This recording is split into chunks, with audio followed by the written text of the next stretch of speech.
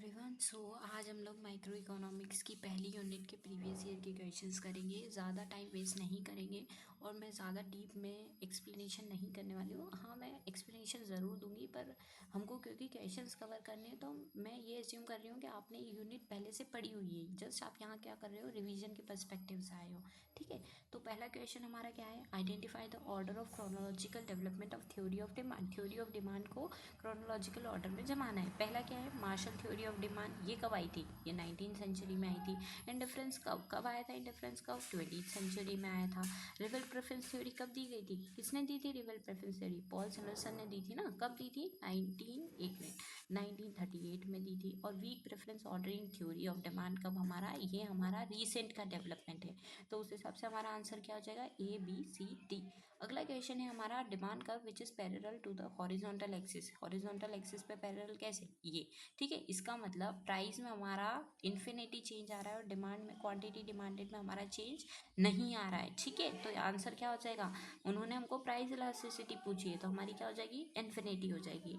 अगला क्वेश्चन हमारा है, if x1 equals to function of p1 p2 and x2 equals to p1 p2 then the two commodities are substitutive. Substitute क्या होते हैं कि अगर आप एक की प्राइस बढ़ा रहे हो, एक की प्राइस बढ़ा रहे हो तो दूसरे की क्वांटिटी डिमांडेड क्या हो जाएगी, बढ़ जाएगी। ठीक है, दो गुड्स के केस में तो हमारा परफेक्ट सब्स्टिट्यूट कब होगा, सी ऑप्शन हो जाएगा इसका। ठीक है, जल्दी जल्दी करने की कोशिश करेंगे हम लोग। अगला क्वेश्चन हमारा क्या हो जाएगा, मेज the item in the list 1 list 2। देखो मेज द कॉलम बहुत ज़्यादा आते हैं।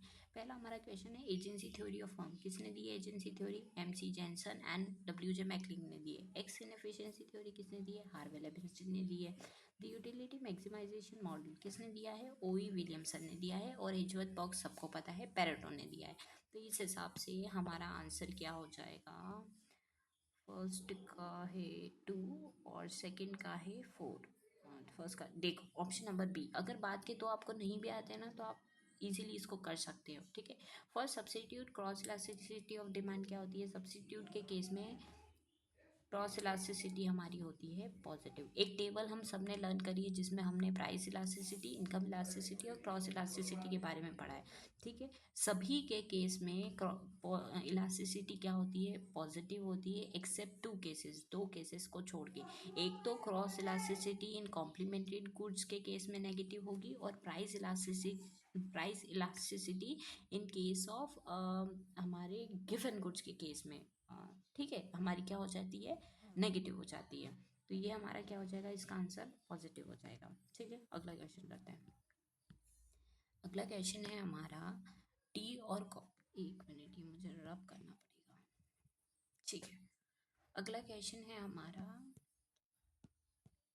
हाँ, टी और कॉफ़ी हमारे क्या है, सब्स्टिट्यूट गुड्स है। कार पेट्रोल हमारे जयवीर की जोड़ी कॉम्प्लीमेंट्री गुड्स है। गोल्ड एंड डायमंड हमारे क्या है, वेबलन गुड्स है। और रागी बाजरा हमारे क्या है, गिफन गुड्स है। आंसर क्या हो जाएगा इसका, ए का 2, ए का 2, बी का 4, ए का 2, बी का 4। ठीक है, ऑप्शन नंबर बी हो जाएगा इसका हमारा answer. Put the following in chronological order on the basis of development. Development के बेसिस पे हमको क्रोनोलॉजिकल ऑर्डर में जमाना है। पहला है हमारा लॉ ऑफ डिमांड। ठीक है, सबसे पहले यही आया था। उसके बाद हमारा कौन सा आया था, law of diminishing marginal utility आया था। देन हमारा आया था इंडिफरेंस कर्व। फिर हमारा आया था इंडिफरेंस कर्व, दो कॉम्बिनेशन ऑफ गुड्स, सबको पता है वो जो दिखाता है जो हमको सेम लेवल ऑफ सेटिस्फेक्शन देता है। रिवल प्रेफरेंस थ्योरी हमारा क्या हो जाएगा, 4th हो जाएगा। तो हमारा आंसर क्या है, 1 4। देखो यहाँ भी यही चीज़ है, अगर आपको दो भी आती है लॉ ऑफ डिमांड के बाद, अगर आपको पता होता कि डिमिनिशिंग मार्जिनल यूटिलिटी आई है तो आपको ऑप्शन टिक करने में आसानी हो जाती। ठीक है, अगला क्वेश्चन है हमारा, consumer surplus is the difference between potential price and actual price. Exactly सही बोल रहा है कि पोटेंशियल प्राइस जो होती है और एक्चुअल प्राइस जो होती है उसके बीच में जो डिफरेंस होता है उसी को तो हम क्या बोलते हैं, कंज्यूमर सरप्लस बोलते हैं। रीज़न क्या दिया है, there exist an inverse relationship between the price and consumer surplus. ये भी सही बात है कि अगर प्राइस बढ़ेगी तो कंज्यूमर सरप्लस क्या हो जाएगा, कम हो जाएगा। तो ठीक है, समझ आया। मुझे लग रहा है कि बहुत ज़्यादा मैंने मुझे, ठीक है चलो। हाँ, तो ये आंसर क्या हो जाएगा इसका, ए करेक्ट हो जाएगा। चलो अगला question, which of the following is true. True हमको बताना है कौन सा ट्रू है। तो indifference curve slope downward from left to right, जी सही बात है। Indifference curve slope downward from right to left, नहीं। Indifference curve are convex to the point of origin of two axis, ये भी सही बात है। Indifference curve never intersect each other, ये भी सही बात है। देखो जब हमने इंडिफरेंस कर्व पढ़ा था तब हमने उसकी क्या पढ़ी थी, उसकी प्रॉपर्टीज पढ़ी थी, जिसमें से ए सी डी ये तीनों क्या हो जाएंगी, इसकी करेक्ट प्रॉपर्टीज हो जाएगी। ठीक है, चलो अगला पढ़ते हैं हम। Question number 10। क्वेश्चन नंबर 10 में हमको क्या दिया है, who distinguished between value in the use and value in exchange and give the famous example of diamond and water. Diamond and water का एग्जांपल किसने दिया था, अदम स्मिथ ने दिया था। अब अदम स्मिथ ने क्या बोला था कि जो हमारा वाटर है वो हमारे लिए क्या है, एसेंशियल है, इसलिए उसकी एक्सचेंज वैल्यू क्या हो जाएगी, कम हो जाएगी। और डायमंड हमारे लिए क्या है, डायमंड हमारे लिए इतनी एसेंशियल चीज़ नहीं है, तो हम उसकी एक्सचेंज वैल्यू हमारे लिए क्या हो जाएगी, पॉजिटिव हो जाएगी। ठीक है, ये हमको पता है। चलो अगला, which of the following are the basic assumption of cardinal utility analysis. Cardinal utility analysis के हमको बेसिक एजम्पशन क्या करने हैं, बताने। चलो अगला क्वेश्चन क्या है, which of the following are the basic assumption of cardinal utility analysis. Cardinal utility analysis के एजम्पशन के बारे में, मेजरेबल और क्वांटिफाइबल होती है, जी सही बात है। मेज marginal utility of money changes with changes in real income, नहीं, क्यों, क्योंकि मार्जिनल यूटिलिटी हमारी क्या होती है, कांस्टेंट होती है। किसके केस में, कार्डिनल यूटिलिटी के केस में। Utilities derive from various goods are interdependent, नहीं, इंटरडिपेंडेंट नहीं होती है। वेरियस गुड के केस में क्या होती है, इंडिपेंडेंट होती है। इंटरडिपेंडेंट का मतलब होता है एक दूसरे के साथ डिपेंडेंट है वो, पर मार्च मार्च क्या बोल रही हूँ, कार्डिनल यूटिलिटी के केस में इंटरडिपेंडेंट नहीं होती है, इंडिपेंडेंट होती है। तो ये भी हमारा गलत हो जाएगा और ये भी हमारा गलत हो जाएगा। ठीक है, the use of introspective method in judging the behaviour in marginal utility, जी सही बात है। मार्जिनल, ये कार्डिनल के केस में इंट्रोस्पेक्टिव मेथड का हम क्या करते हैं, यूज करते हैं। तो हमारा आंसर क्या हो जाएगा, 1 and 4, 1 and 4। ठीक है, angel curve denote, angel curve हमारा क्या डिनोट करता है। चलो, in various amount of good which a consumer would be willing to purchase at a various price level, okay, various amount of good which is consumer be willing to purchase at various income level, ठीक है। हमारा answer क्या हो जाएगा, angel curve हमारा होता है income के बारे में। एंजल कर्व बात करता है कि वेरियस इनकम लेवल पे कंज्यूमर कितना अमाउंट गुड्स का क्या करेगा, परचेज करेगा। ठीक है, ग्राफिकल इलस्ट्रेशन, अगला क्वेश्चन है, graphical illustration used to explain efficiency condition and demonstrate how the allocation of some good and resources can be improved through exchange is called। देखो जो ग्राफिकल इलस्ट्रेशन होता है इफिशिएंसी कंडीशन एंड डिमॉन्स्ट्रेट करता है allocation of some goods और resources के बारे में, ये हम किसके थ्रू देखते हैं, एजवर्थ बॉक्स डायग्राम के थ्रू देखते हैं। तो इसका आंसर क्या हो जाएगा, सी हो जाएगा। ठीक है, which of the following is Gaussian second law. Gaussian second law क्या होता है, देखो गॉसियन का फर्स्ट लॉ हमारा क्या है, law of diminishing marginal utility, और गॉसियन का सेकंड लॉ है हमारा law of equi marginal utility. चलो तो सेकंड क्या हो जाएगा, फर्स्ट पूछते तो हम law of diminishing marginal utility कर देते हैं। ठीक है, next, okay, question number 15, which among the following statement are true for the reveal preference theory. Reveal preference theory के लिए क्या ट्रू है, ये उन्होंने पूछा है। पहला स्टेटमेंट है, reveal preference theory income elasticity of demand should be positive, and second है consumer preference satisfy strong ordering. देखो यहाँ पर हमारा आंसर हो जाएगा, दोनों करेक्ट है। दोनों करेक्ट क्यों है, इसका रीज़न मैं आपको बताती हूँ। देखो, रिवेल प्रेफरेंस थ्योरी क्या होता है, कंज्यूमर एक्सपेक्ट करता है कि वो बंडल ऑफ गुड्स, हम सबको पता है, and typically income elasticity of demand इसमें क्या होती है, इस केस में पॉजिटिव होती है। और सेकेंड हमको क्या बोला है, रिवेल प्रेफरेंस थ्योरी एक स्ट्रॉन्ग ऑर्डरिंग को करता है, जिसका मतलब क्या होता है कि एक रेशनल चॉइस कंज्यूमर पहले से बना के रखता है, और कंज्यूमर की प्रेफरेंस क्या होती है, ट्रांजिटिव होती है। मतलब अगर वो ए को प्रेफर कर रहा है बी पे और बी को प्रेफर कर रहा है सी पे, तो इसका मतलब क्या होता है, वो ए को प्रेफर कर रहा है सी पे। यही होता है ना स्ट्रॉन्ग ऑर्डरिंग का मतलब। ठीक है, तो आंसर क्या हो जाएगा हमारा, बोथ आर ट्रू। अगला क्वेश्चन है हमारा, demand for food stuff in income elastic, this is explain bye. Demand for food stuff क्या है हमारा, इनकम इलास्टिक है। तो ये हमारा क्या है, ये हमारा है एंजल लॉ। ये हमारा क्या है, ये हमारा है एंजल लॉ। ठीक है, अगला क्वेश्चन है given paradox occurs when the income effect is. Given paradox कब होता है, जब हमारा इनकम इफेक्ट नेगेटिव होता है and is greater than substitution effect. ये हम सबको पता है कि सब्स्टिट्यूशन इफेक्ट से ज़्यादा होगा इनकम इफेक्ट, और तब वो क्या होगा, नेगेटिव होगा, ये हमको पता है। ठीक है, चलो, which of the following is an inferior good. Inferior good इसमें से कौन सा है, kerosene, electricity, cooking gas, chemical. Kerosene, kerosene हमारे क्या है, इन्फीरियर गुड्स है। चलो,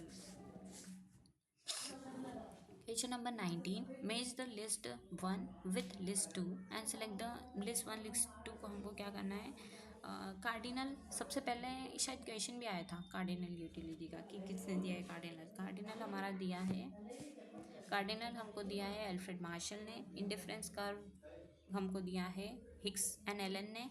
रिवल प्रेफरेंस थ्योरी दी है पॉल सिमल्सन ने। न्यू यूटिलिटी रिस्क की चॉइस दी है वॉन न्यूमैन मॉर्गेस्टिन ने। इसका आप लोग देख लेना यार, मैच कर लेना, ठीक है, क्योंकि ज़्यादा टाइम नहीं है हमारे पास। क्वेश्चन नंबर 20 हम लोग देखते हैं। For a demand function D price के केस में एंड प्राइस सप्लाई फंक्शन दिया है, the excess demand brings about the market equilibrium in which of the following situation. Which of the following एक minute, ठीक है, किसके केस में demand function हमको बताना है, ठीक है। देखो, एक्सेस डिमांड हमारी कब होती है, जब डिमांड ऑफ प्रोडक्ट क्या हो जाता है, सप्लाई प्रोडक्ट से क्या हो जाता है, ज़्यादा हो जाता है, तो इस केस में हमारा क्या हो जाएगा, नेगेटिव हो जाएगा। अगला क्वेश्चन है, in the context of the straight line demand curve touching both the axes which one of the following is correct, the demand is elastic. देखो यहाँ पर हमने सब देखा है, ये हमारा वाई है, ये हमारा एक्स है, ये हमारा मिड पॉइंट है, ये हमारा क्या है, डिमांड कर्व है। यहाँ पर उन्होंने बोला है कि इलास्टिक किस केस में होगा, तो यहाँ तो हमारी क्या हो जाती है, वन होती है, यूनिटरी होती है ना। इसके ऊपर का जितना भी होता है वो हमारा क्या होता है, इलास्टिक होता है, और इसके नीचे का जितना भी क्या होता है वो इन इलास्टिक होता है। तो उन्होंने पूछा इलास्टिक किस केस में होगा, तो अबव द मिड पॉइंट से ऊपर वाला एरिया जो होगा वो क्या होगा, हमारा इलास्टिक होगा। Slutsky equation deals with decomposition of. Slutsky की इक्वेशन डील करती है किसके डिकम्पोजिशन के बारे में, तो वो हमारी डील करती है price effect into substitution and income effect, goods into superior and inferior goods, goods into necessity and luxuries, consumer and producers. नहीं, ऑप्शन नंबर वन ही करेक्ट है, price effect into substitution and income effect के बारे में सस्की की जो equation है वो हमारी क्या करती है, ठीक है, इसके बारे में बात करती है। अगला क्वेश्चन है, फॉर अ लीनियर डिमांड। देखो मैं यहाँ पर बहुत ज़्यादा डीप एक्सप्लेनेशन नहीं दे रही हूँ क्योंकि मेरा यहाँ पर मोटिव प्रीवियस ईयर के क्वेश्चन को करवाना है। अगर आपको डीप क्लासेस सीखनी है तो फिर आपको पहले टॉपिक समझना पड़ेगा, ठीक है। For a linear demand curve which one of the following is true. Linear demand curve के लिए क्या ट्रू है। चलो, अगला क्वेश्चन है, for a linear demand curve which one of the following is true. Linear demand curve, अभी मैंने यहाँ पर ऊपर ही आपको डिमांड कर्व दिखाया था ना, एक मिनट वापस बनाना पड़ेगा। देखो ये डिमांड कर्व बताया था ना, इसमें उन्होंने बोला है इस डिमांड कर्व में क्या आपकी सही होगा। Elasticity of demand is unitary at all points, नहीं, क्योंकि हर जगह इलास्टिसिटी अलग है ना बेटा। उसके बाद अगला है elasticity of demand is constant at all point, ये भी गलत बात है। Elasticity increases at one slice down the demand curve, अगर हम डाउन जाते हैं तो क्या हमारी इलास्टिसिटी इंक्रीज होती है, नहीं, इलास्टिसिटी ज़्यादा कब होती है, ऊपर होती है। अगला क्वेश्चन है, अगला ऑप्शन है elasticity decline as one slides down the demand curve, ये हमारा ऑप्शन क्या हो जाएगा, सही हो जाएगा, ठीक है। नेक्स्ट हमारा है, in the about, in the about diagram if curve, हाँ, in the about diagram if curve I C represent income consumption curve then it means that. ये हमने सबने देखा है कि जिस तरफ मुंह मोड़ेगा, देखो जिस तरफ मुंह मोड़ेगा वो हमारा इन्फीरियर होता है, और जिससे मुंह मोड़ रहा है वो हमारा, देखो एक मिनट वापस समझाती हूँ मैं आपको अच्छे से क्या हो रहा है, ठीक है। देखो, जिससे मुंह मोड़ता है वो हमारा क्या होता है, वो हमारा होता है, वो हमारा क्या होता है, नॉर्मल गुड होता है। और जिसकी तरफ मुंह मोड़ रहा है वो, देखो जिस, एक मिनट पूरा अच्छे से बना के समझाना पड़ेगा। देखो ये है हमारा कर्व, ठीक है। अब जिस गुड्स से मुंह मोड़ रहा है वो क्या है हमारा, अच्छा गुड नहीं है, तभी तो मुंह मोड़ रहा है ना, तो हमारा है इन्फीरियर। और जिसकी तरफ मुंह मोड़ रहा है, इसकी तरफ मुंह कर लिया ना उसने, तो ये हमारा क्या हो जाएगा, नॉर्मल हो जाएगा। अब ऑप्शन देख लो, A is inferior, A is inferior, सही बात है। तो अब बाकी देखने की ज़रूरत ही नहीं है हमको ऑप्शन, ठीक है। अगला देखते हैं, क्वेश्चन नंबर 25 क्या दिया है गया है, एक डायग्राम दिया है। In the about diagram the consumer surplus is represented by the area. Consumer surplus किससे रिप्रेजेंट करता है, कौन से एरिया से रिप्रेजेंट करता है, तो इधर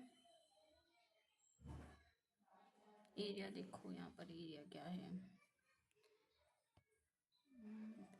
ई ई ए पी, ये वाला एरिया जो होता है ना हमारा, कंज्यूमर सरप्लस वाला एरिया कौन सा होता है, ये वाला एरिया दिख रहा है, ये वाला कौन सा, ए पी ई, ये हमारा क्या होता है, कंज्यूमर सरप्लस होता है, ठीक है। नेक्स्ट, तो ऑप्शन नंबर क्या है इसका आंसर, ए पी ई हमारा कौन सा हो जाएगा, ऑप्शन नंबर बी। चलो, in the standard adjoining diagram the measure of consumer surplus is, measure of consumer surplus कौन सा है, तो हमारा कौन सा है, ए बी, ये वाला एडजॉइनिंग डायग्राम में कंज्यूमर सरप्लस हमारा बहुत ज़्यादा, ठीक है, कौन सा है, ए बी वाला, ये हमारा क्या है, ये हमारा है कंज्यूमर सरप्लस, ठीक है, ए बी। चलो, अगला है question number 27, Slutsky equation explains the, सस्की की इक्वेशन हमको क्या एक्सप्लेन करती है, सस्की की इक्वेशन हमको एक्सप्लेन करती है split between price income and substitution effect. Equation शायद हमने पहले भी करा था, ये equation number 22 substitution and price effect के बारे में बताती है, ठीक है। चलो, अगला क्वेश्चन,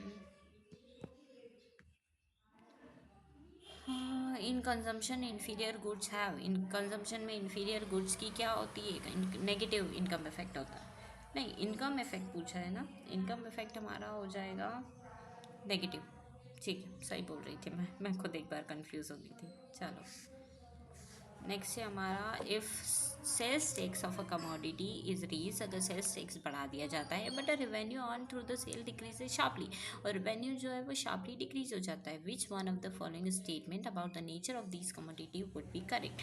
कमोडिटी के नेचर के बारे में बताता है कि क्या करेक्ट है, तो प्राइस इलास्टिसिटी ऑफ डिमांड इस केस में क्या होती है, हाई होती है, तो ऑप्शन नंबर सी।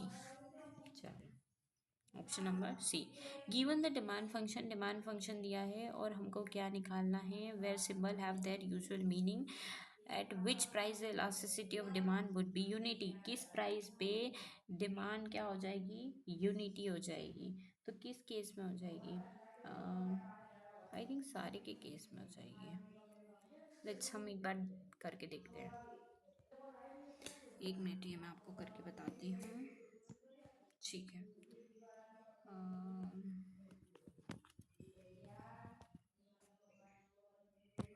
ठीक है, देखो, Q equals to 20 by P, then dq by dp, quantity demanded, price minus 20 by P square, फिर P square से तो ये कट जाएगा, minus P by 20 by P, और माइनस 20 बाई P स्क्वायर से कट जाएगा, तो हमारा आंसर क्या हो जाएगा, 1 हो जाएगा, ठीक है बेटा, ये सभी के केस में हो जाएगा, ठीक है, ऑल ऑफ द अबव इसका आंसर हो जाएगा। चलो,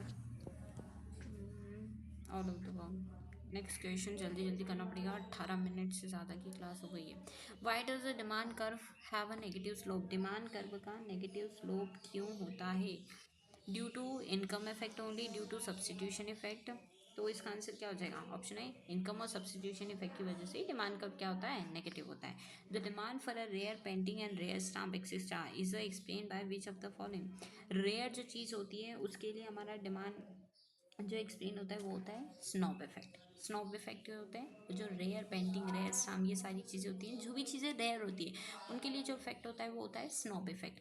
अगला क्वेश्चन है, consider the following diagram with two parallel demand curve A B and C D, A B and C D के दो पैरेलल डिमांड कर्व दिए हैं, हमको बताना है the price elasticity of demand eight, price elasticity किस demand पे होगी, तो आर की is greater than head point S, हाँ, जो इलास्टिसिटी हमारी ये है उससे ज़्यादा हमारी, एस से ज़्यादा इलास्टिसिटी हमारी कहाँ है, आर पे है ना, तो ऑप्शन नंबर क्या हो जाएगा इसका, बी, ठीक है। अगला question, assume that people like onion on their hamburger. If the supply of hamburger decreases, the demand for onion will most likely be. देखो लोगों को हैमबर्गर पे ऑनियन पसंद है. अब अगर हम हैमबर्गर की सप्लाई क्या हो जाती है, कम हो जाती है, तो ऑनियन की डिमांड पे क्या फ़र्क पड़ेगा, ये हमसे पूछा गया है. तो इसका आंसर क्या हो जाएगा. एक मिनट,